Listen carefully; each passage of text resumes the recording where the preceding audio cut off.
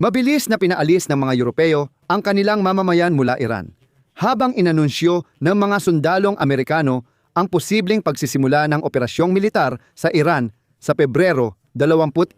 Ganito raw ang utos mismo mula sa White House.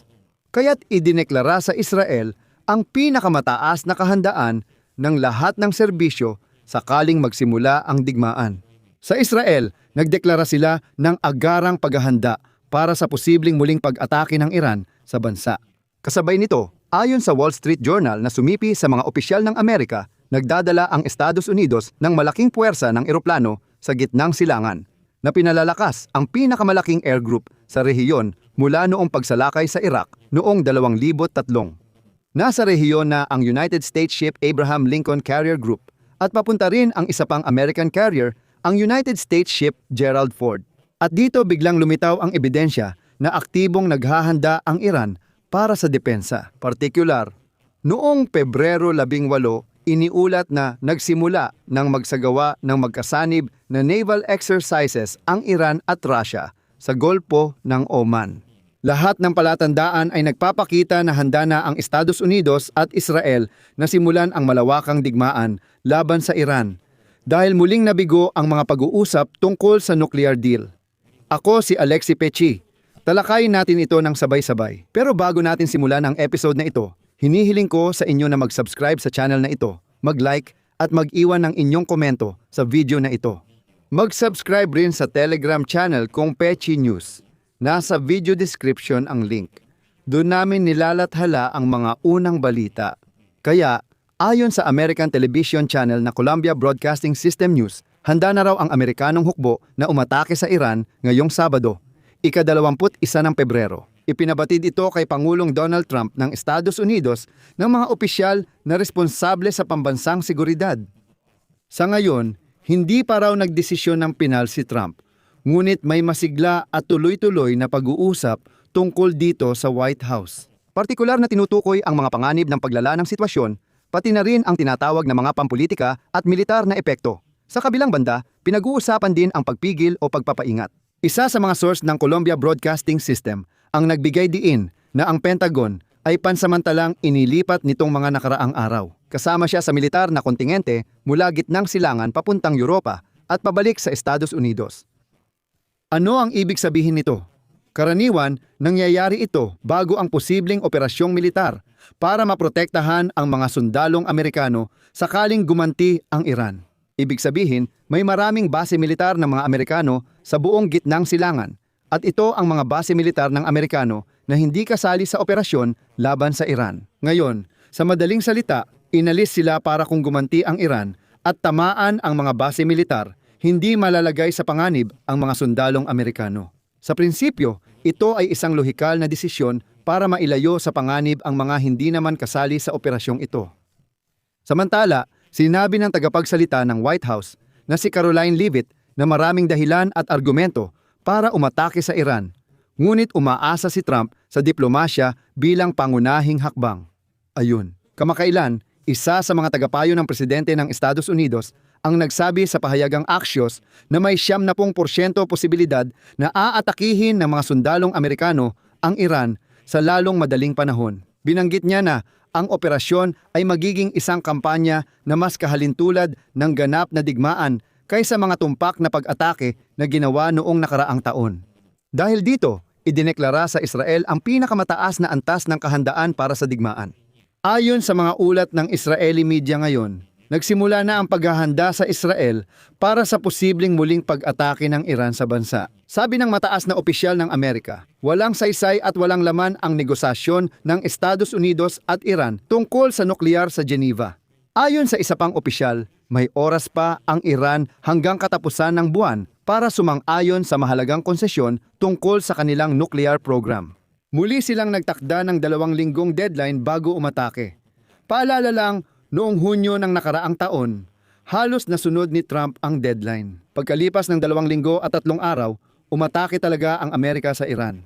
Samantala, nagdaos ang Israel ng mga pagpupulong para maghanda sakaling aprubahan ni Trump ang pag-atake. Bukod pa rito, sumasang-ayon din ang bansa sa negatibong pagsusuri ng mga pag-uusap sa Geneva na ipinahayag ng mga opisyal ng Amerika. Ayon sa Israel, mataas ang posibilidad na umatake ang Iran sa kanilang bansa sakaling salakayin sila ng Estados Unidos o magkaroon ng magkasanib na pag-atake ng Washington. Dahil dito, inatasan ang pamunuan ng likurang hanay ng sandatahang lakas ng Israel at iba pang serbisyong pang-emerhensya na maghanda para sa ganitong posibleng kaganapan. At kung bibilangin ang dami ng tropang ipinadala ng Estados Unidos ng Amerika patungong Iran, mas marami na ito kaysa noong bago ang pananakop sa Iraq noong 2003 at hindi pa dyan nagtatapos ang lahat. Patuloy na nagtatipon ang Estados Unidos ng napakalaking grupo ng mga aircraft carrier sa kanilang nasasakupan at naghahanda para sa posibleng kampanya sa Iran. Ayon sa pinakahuling datos, umabot na sa mahigit 100 at 40 ang kabuuang bilang ng mga attack aircraft na dumating na o papunta pa lang, hindi pa kasama rito ang mga eroplano mula sa aircraft carrier at mga specialized na eroplano. Kaya mas malaki pa ang aktwal na bilang. Sinubukan kong buuin para sa inyo ang buong larawan mula sa bukas na mapagkukunan at talagang nakakagulat. Ang puwersa ng Estados Unidos sa rehiyon ngayon ay binubuo ng 3 grupo ng 30 stealth fighter na F-35 at 36 na attack aircraft na F-15E, 12 na A-10C na pang-ataking eroplano at agad na 48 na F-16 na fighter jets ng iba't ibang bersyon. May espesyal na lugar ang 12 na F-22 Raptor na fighter jets at 6 na EA-18G na eroplano para sa electronic warfare. Pero nakakalimutan ng lahat na bukod sa Israel, sasali rin ang United Kingdom sa operasyon. Ang British contingent na binubuo ng F-35B at Eurofighter Typhoon ay nagpapalakas na sa grupong ito. Ang laki ng operasyon ay pinatutunayan din ng walang kapantay na aktibidad ng mga tanker, kung saan sa himpapawid at sa mga estratehikong lokasyon ay naitala ngayong araw na hindi bababa sa 85 na mga air tanker. Ito ay mga kaban ng bigas, 135 kaban ng bigas, 46 at kaban ng bigas, 10. Ang ganitong kakapalan ng fleet ng mga tanker ay nagbibigay daan na potensyal na mapanatili ang daan-daang eroplano sa himpapawid ng 24/7 na nagpapahintulot na itaas ang buong grupo sa ere at magsagawa ng napakalakas at koordinadong pag-atake. Isipin mo na lang, mahigit 150 eroplano ang sabay-sabay nasa himpapawid. Ngayong araw, namataan sa baybayin ng Morocco ang pangalawang aircraft carrier na United States ship Gerald Ford. Ibig sabihin, malapit na siyang makarating at kasalukuyang mabilis na dumadaan sa Gibraltar.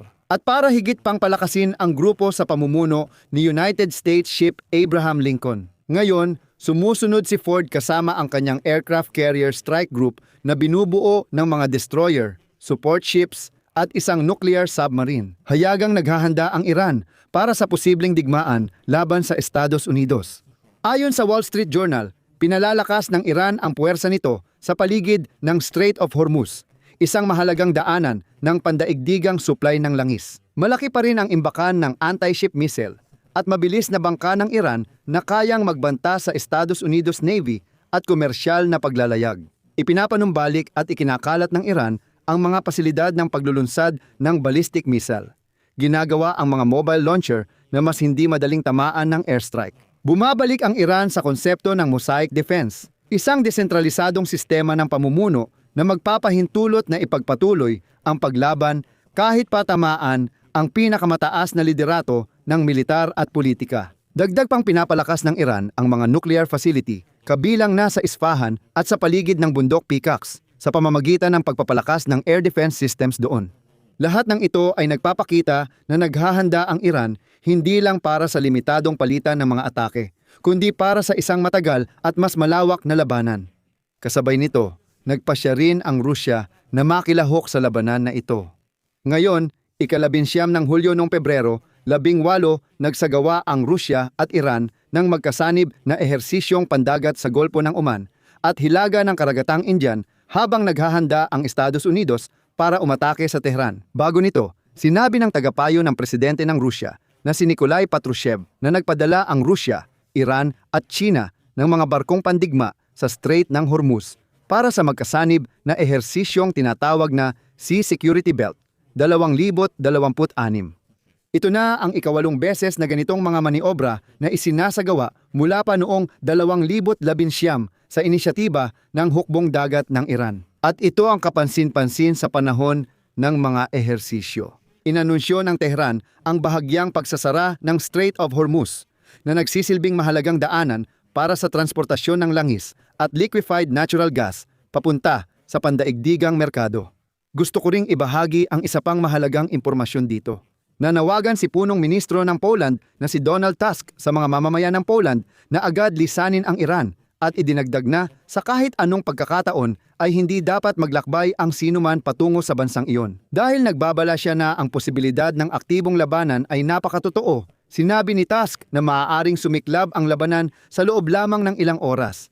At kapag nangyari iyon, maaaring hindi na posible ang paglikas. At sa huli, magbibigay ako ng sipi mula kay Donald Tusk.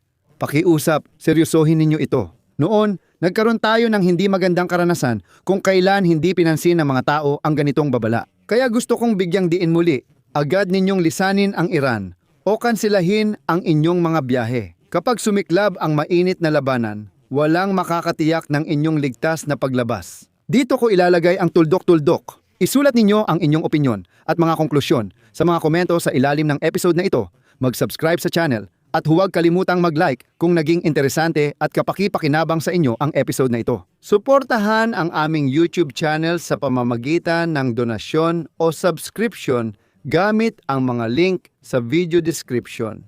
Iba't ibang mga platform ang nandoon. Piliin ninyo kung alin ang pinakakomportable para sa inyo. Magpapasalamat ako sa anumang suporta mula sa inyo. Hanggang dito na lang. Ingatan ninyo ang inyong sarili. Paalam sa lahat.